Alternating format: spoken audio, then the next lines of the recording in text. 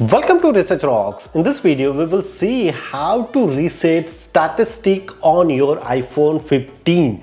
Just I purchased couple of days ago iPhone 15 Pro Max and I want to reset my entire statistic, download and related information. So how to do it? We will see detailed demonstration on mobile screen.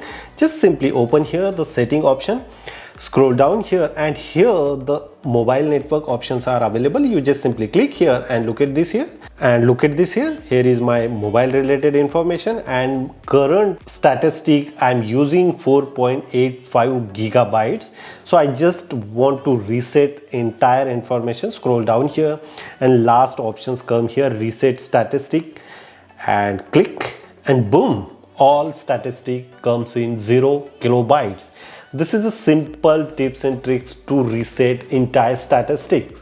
Hope you like this video. Before leaving, please subscribe our YouTube channel Research Rocks. Till then, Jai Hind, Vande Mataram.